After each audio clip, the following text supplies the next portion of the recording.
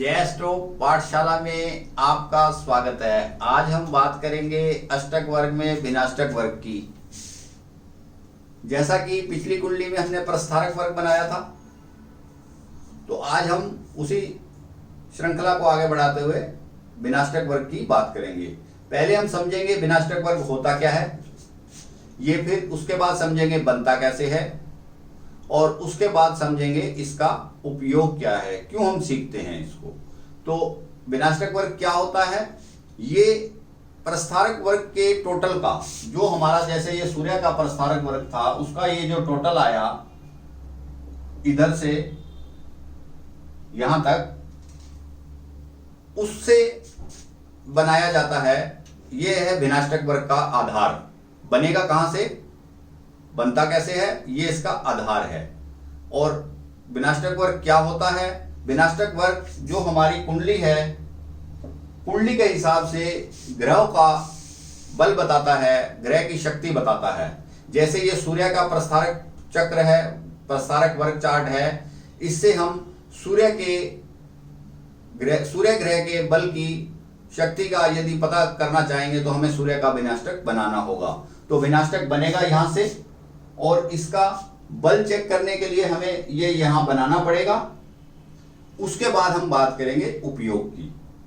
तो जैसा कि हमने सूर्य का प्रस्तारक बनाया था, ये राशियां हैं, आप जानते हैं। जैसे मेष राशि के नीचे मैंने 6 लिखा है टोटल, वृष राशि के नीचे 6 लिखा है, मिथुन राशि के नीचे 5 लिखा है, ये इन सब का टोटल है।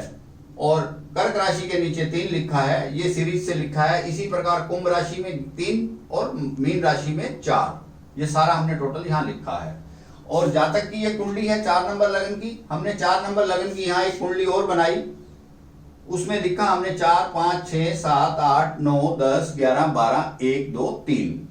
अब हमें करना क्या है भिन्नाष्टक वर्ग के लिए, सीधा सीधा यदि हमें प्रस्तारक वर्ग चार्ट बनाना आ गया तो हमारा भिन्नाष्टक वर्ग चार्ट बनाना बिल्कुल मुश्किल नहीं है। इसमें हमें क्या करना है, सीधा सीधा लगन को देखना है। 4 नंबर लगन है, कर्क राशि लगन है, ये बिंदु उठाकर हमें 3 बिंदु उठाकर यहां लिख देने हैं बस। जैसे जैसे हम बिंदु लिखते जाएंगे तो हमारा सूर्य का भिन्नाष्टक वर्ग तैयार होता जाएगा। हम इसको शुरू से लिखना शुरू करते हैं। 3 बिंदु हमने यहां लिखे, इसको मैंने सर्कल में इसलिए लिखा है कि हमें याद रहे कि ये बिंदु हैं, और क्योंकि ये यहां हमने लगन भी लिखा हुआ है तो हमने सर्कल में इसको डाल दिया, तो ये इससे हमें ध्यान रहेगा कि ये बिंदु है। फिर उससे अगली राशि, सिंह राशि में 4 हैं तो हमने यहाँ 4 लिखा, कन्या राशि में 7 है तो हमने यहाँ 7 लिखा, तुला राशि में 3 है तो हमने यहाँ 3 लिखा, और वृश्चिक राशि में 2 हैं तो हमने यहाँ 2 लिखा।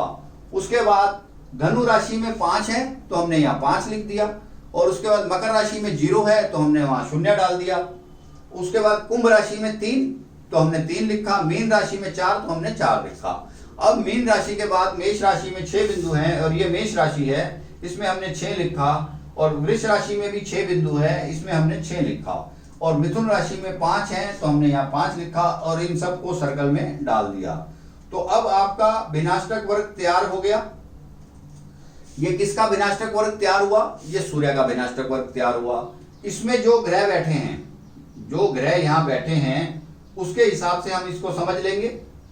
ये सूर्य का भिन्नाष्टक है, सूर्य जहां बैठा है उसके बिंदु भी देख लेंगे, तो हमारा इस प्रकार सूर्य का भिन्नाष्टक वर्ग तैयार हो गया। अब इस भिन्नाष्टक वर्ग का उपयोग क्या है, इसका उपयोग क्या है, इसका उपयोग ये है कि एक तो ये हमें ग्रह का बल बताता है कि ग्रह में शक्ति कितनी है, और ये गोचर में काम आता है।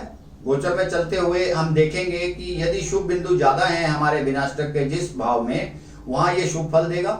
और ये दशा अंतर दशा में भी काम आता है। दशा अंतर दशा में हम देखेंगे कि दशा अंतर दशा में इसका क्या प्रभाव है, वहां उसकी स्थिति क्या है, उसके हिसाब से भी भिन्नाष्टक का प्रयोग किया जाता है। और भिन्नाष्टक का प्रयोग यह किया जाता है कि बिना भिन्नाष्टक के सर्वाष्टक नहीं बन सकता। यदि हमें भिन्नाष्टक वर्ग बनाना आएगा तभी हम सर्वाष्टक वर्ग बना पाएंगे। और इस सर्वाष्टक वर्ग क्या है, सर्वाष्टक वर्ग से हम राशि का बल देखते हैं, वो आगे की वीडियो में बात करेंगे।